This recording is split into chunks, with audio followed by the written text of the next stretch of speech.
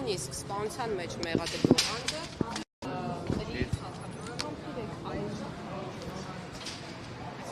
որոշի, որ պետք է այլ խափանման միջոց նշանակի տվյալ անձի նկատմամբ, որովհետև խափանման միջոցի տեսակի որոշման հիմքում ոչ թե հանցագործության ծանրությունն է, այլ մի շարք այլ հանգամանքներ։ Նախարար, հիմա որ ասում եք պետք է լինեն հետևություն կնեն շողի։ Ես չլսեցի։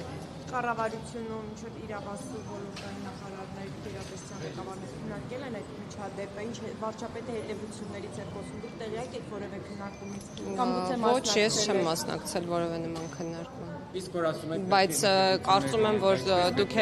դուք էլ տեսել եք, որ ներքին գործերի նախարարությունը հենց դեպքից անմիջապես հետո սկսել է իր ակտիվ աշխատանքը, որպեսզի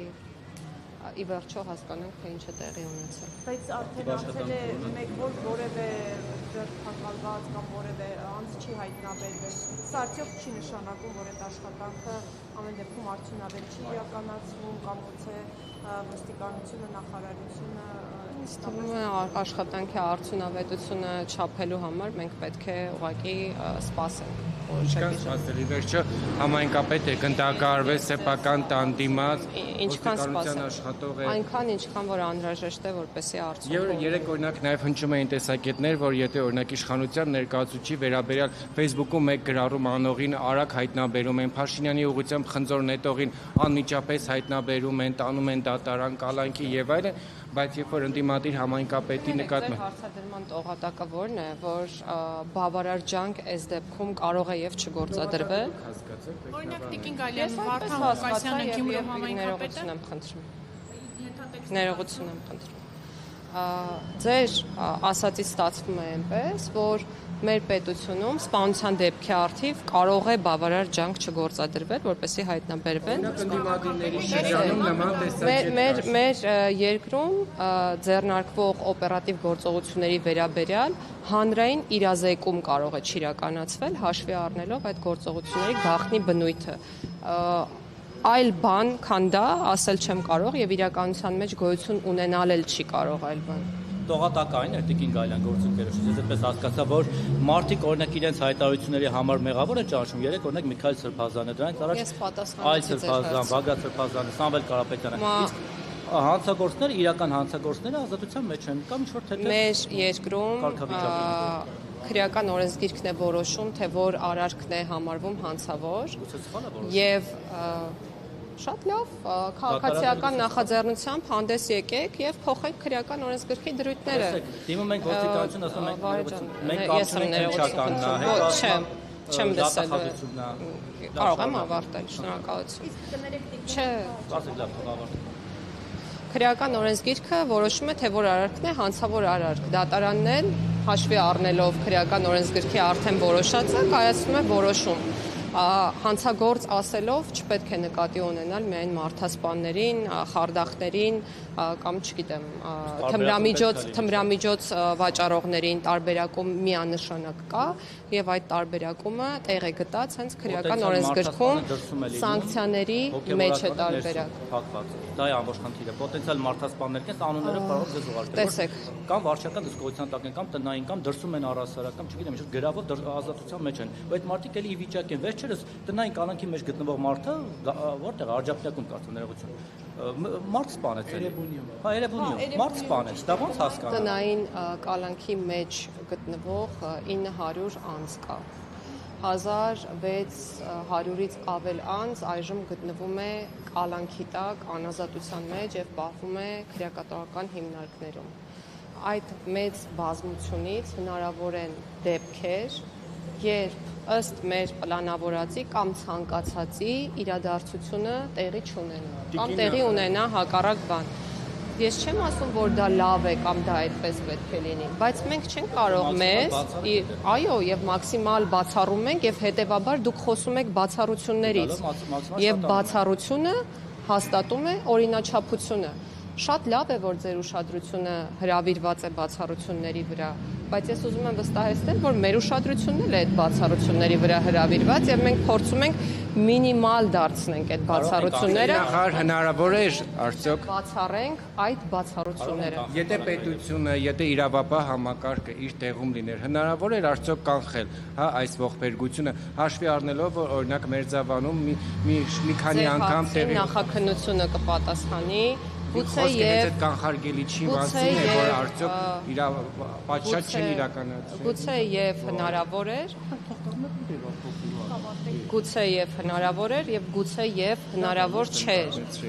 Տեսեք, մենք իդեալական աշխարհում չենք ապրում, ցավոք, մեր երկրում այո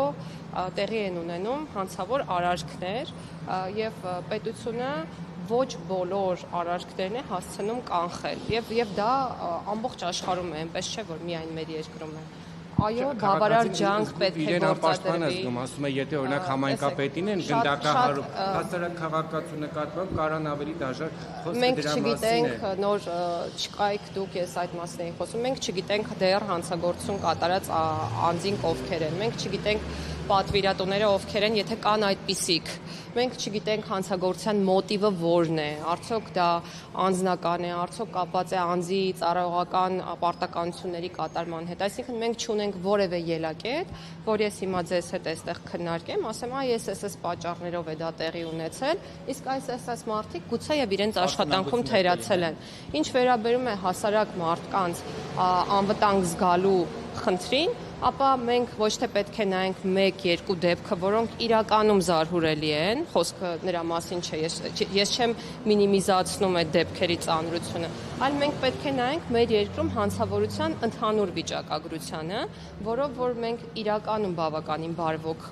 դրության մեջ ենք գտնում, եթե համեմատենք եւ տարածաշրջանի երկրների հետ եւ այլ արտասահմանյան երկրների հետ։ Այս պահին իհարկե ոչ, որովհետեւ ես ձեռքիս տակ չունեմ վիճակագրական տվյալներ, բայց կարող եք ինքներդ Ներեք այս իշխանությունը մշտապես հղում է անում նամբեո ինչ-որ վերլուծություններ տվող կազմակերպության, որի նկատմամբ վստահություն չկա, դուք սրա վրա եք։ Չէ, դուք կարող եք Արմստատից վերցնել վիճակագրություն հանցավորության վերաբերյալ եւ այլ պետությունների պաշտոնական վիճակագրական կայքերից վերցնել համապատասխան թվական ցուցանիշները եւ կատարել համեմատություն, ընդ որում եթե դա անելու եք, կցանկանայի, որ ուշադրություն դարձնեք հանցագործությունների տեսակին։ Մեր երկրում որպես կանոն, ես չեմ ասում սա որպես լավ երևույթ, բայց ընդհանուր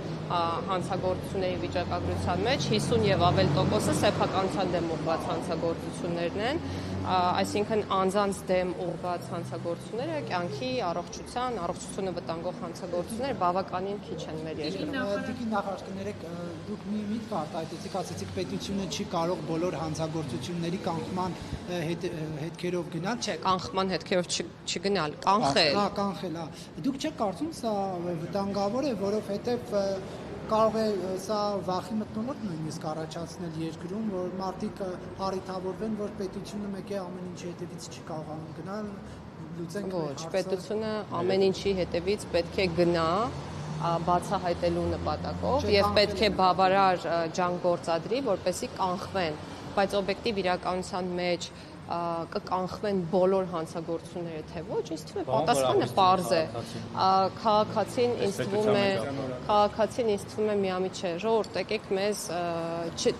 վարդագույն ակնոց կարծում եմ ոչ ոքի աչքերին չկա եւ քաղաքացիները ինչ վիճակ գուցե Տիկին նախարար տեսեք, քաղաքացիները, չէ, հարգելի լրագրողը երեկվա իմ կարմիր պիջակի հետ կապված է դիտարկում անում, որը կարծում եմ ամենամեծ խնդիրն է այս ամենի մեջ։ Տեսեք, իհարկե պետությունը բավարար ջանք պետք է գործադրի, որպեսզի կանխարգելի հանցագործությունները եւ նաեւ մենք մշակում ենք առանձին ռազմավարություն, որը ուղղված է հենց հանցավորության թվերի նվազմանը եւ հանցագործությունների կանխարգելմանը եւ այդ առումով խնդիրը միայն դրված չէ իրավապահ մարմինների կամ ոլորտում քաղաքականություն մշակող մարմնի առջեւ, այլ խնդիրը շատ ընդհանուր է եւ խնդրի լուծման պատասխանատուն նաեւ յուրաքանչյուր քաղաքացի քաղաքացի է, ինչպես նաև շատ լայն սպեկտրի քաղաքացիներն են պատասխանատուները, սկսած մեր երեխաների կրթությունից, չգիտեմ, նախակրթական դպրոցից համապատասխան գիտելիքներ տալուց եւ այլն։ Այսինքն սա երկար եւ անընդհատ process է եւ քաղաքացին կարծում եմ խնդիր չունի իրեն անվտանգ չզգալու, որովհետեւ մինչ այս պահը ամեն դեպքում համատարած հանցագործությունների վերաբերյալ որևէ տվյալ մենք չենք ունեցել, իսկ առանձին դեպքեր եղել են, կան եւ ես քանի որ վարդագույն ակնոցների մասին շատ խոսեցի, չեմ կրում այդ ակնոցները եւ մարդկանց բնույթն ու էությունը հաշվի առնելով կասեմ, որ նաեւ լինելու են։ Իսկ երրորդ հանրապետության պետք է լինեն Ես չգիտեմ։ Փաշինյանը արդեն կարծես մեղավորության սալատներ։ Ես չգիտեմ, չէ, քիչ առաջ ես նշեցի, որ քանի դեռ եւ քանի որ դեպքի հետ կապված մենք որևէ մանրամասնի չենք տիրապետում, հետեւություններ անել չենք կարող եւ հետեւաբար չեմ կարող ասել պաշտոնանկություններ կլինեն թե չեն լինի։